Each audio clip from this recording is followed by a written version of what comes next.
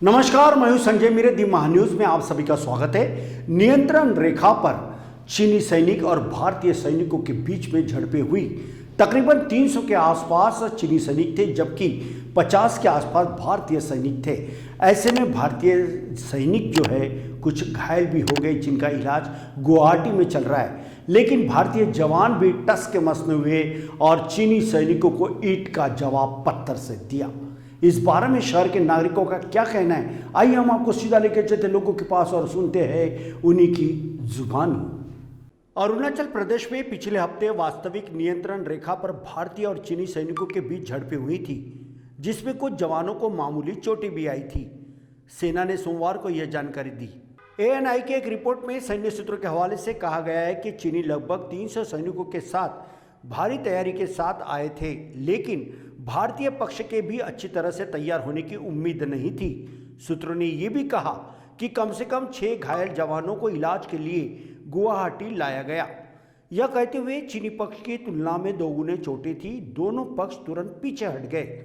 9 दिसंबर 2022 को people's liberation army के जवानों ने अरुणाचल प्रदेश के तवांग सेक्टर में एलएसी से संपर्क किया, जिसका भारतीय सैनिकों ने अदृढ़ तरीके से मुकाबला किया।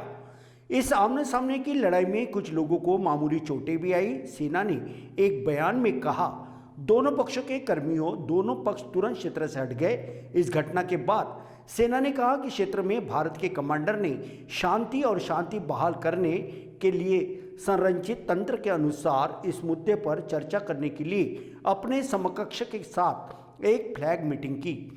तवांग सेक्टर में एलएसी के साथ में कुछ क्षेत्रों में अलग अलग धारणा के क्षेत्र है, जहां दोनों पक्ष के अपने दावे की सीमा तक क्षेत्र में गश्त करते हैं।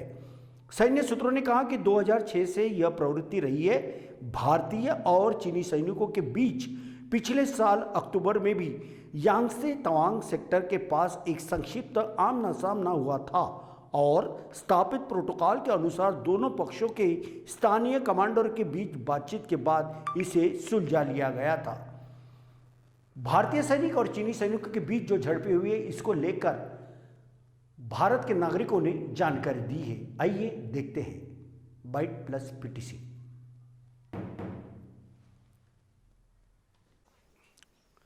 नियंत्रण रेखा पे जिस तरह से भारत और चीन आमने सामने आए और जिनमें झड़पें हुई है, ऐसे झड़पों में तकरीबन 300 के आसपास चीनी सैनिक थे, जबकि भारतीय जवान ये महज 50 थे। 50 की संख्या और 300 की संख्या में काफ़ी फर्क होता है, बावजूद उसके कि जिस प्रकार से हिंदुस्तानी सेनाओं ने जो मुंहतोड़ जवाब दिया वो अपने आप में तारीफ़े काबिल है। लेकिन शहर की जनता में इसके प्रति गुस्सा है, क्योंकि ये बार बार चीनी समझ नहीं रहे और भारतीय जवानों से झड़पें करने के लिए पूरी तरह से तैयार रहता है। हम शहर के कुछ नागरिक यहाँ पे हैं, उनसे जानना चाहेंगे। सर, ये बताएं कि जिस तरह से चीनी और भारतीय सेना में जो झड़प हुई, क्या लगता है आपको? नहीं, भारतीय सेना ने तो जो जिस तरीक़े से मुझको मुँहजोड़ जवाब दिया है, मुँहतोड़ जवाब, तो वो बहुत काबिलता से दिया है उन्होंने। और आने वाली भविष्य में भी उनको उसी तरीक़ा से जवाब दिया जाएगा। जिस तरीक़ा से उन्होंने अभी हरकत किया है चीनी लोग, उस तरीक़ा से अपने जो भारत के सेना है उन्होंने काफ़ी जवाब दिया है। तो इनका ये मानना है कि भारतीय सेना भी कुछ कम नहीं, उन्होंने भी ईंट का जवाब पत्थर से दिया है। और भी कुछ महानुभाव हमारे साथ में हैं। सर, आप बताइए कि जो बार बार चीनी हमले कर रहा है, नियंत्रण रेखाओं पे आके जो रंगदारी कर रहा है, क्या कहना चाहते हो, क्या लगता है आपको? हम ये कहना चाहते हैं कि इसको जो है ईंट का जवाब पत्थर से देना चाहिए, क्योंकि बार बार ये कर रहा है, ये छुप छुप के ऐसा काम करता है। अगले बार भी उसने इस तरीके का किया, जबकि उसका मुंहतोड़ जवाब दिया, अस्त्र से आया। यहाँ हमारी सेना निहस्ती थी, फिर भी उन्होंने उनके जवानों को बहुत सा घायल किया और ऐसे उनका ही नुकसान हुआ। इस बार भी इसी तरीके का हुआ। 300 जवान उन्होंने भेजा, 300 जवानों में उन्हीं का ज़्यादा सब नुकसान हुआ। हमारे 6 लोग घायल हुए। सिर्फ उनकी जवाब गुवाहाटी में चल रही है। तो इस तरीके से बार बार जो करता है, तो इसके लिए तो अब ये सरकार को सोचना चाहिए कि ये ठीक नहीं है और इसका जवाब और ईंट का जवाब पत्थर से देना चाहिए। इस तरीके से करना चाहिए, या ये ठीक नहीं है बार बार का इस तरीके का।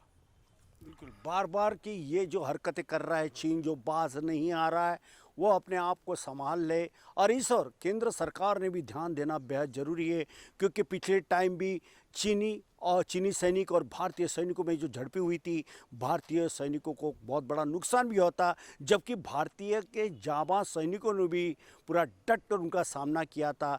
लेकिन केंद्र सरकार यदि पूरी शिद्दत के साथ इस ओर ध्यान दे और सुरक्षा के लिए सैनिकों को पूरा बल मिले, तो यकीनन चीनी क्या कोई भी और देश बुरी निगाह इस देश पे नहीं डाल सकता, क्योंकि भारतीय जवान ये ईंट का जवाब पत्थर से देना जानते हैं।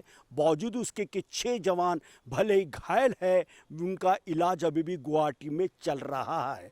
लेकिन केंद्र सरकार के साथ साथ पूरे देश के नागरिक ये तमाम भारतीय जवानों के साथ है और चीन को करारा जवाब देना चाहिए, ऐसे शहर के नागरिकों ने मांग भी की है। इस ओर केंद्र सरकार का रुख क्या होगा, ये तो आने वाला समय ही बताएगा। कैमरा पर्सन सुभाष बुटले के साथ संजय मिरेदी, महान्यूज, नागपुर।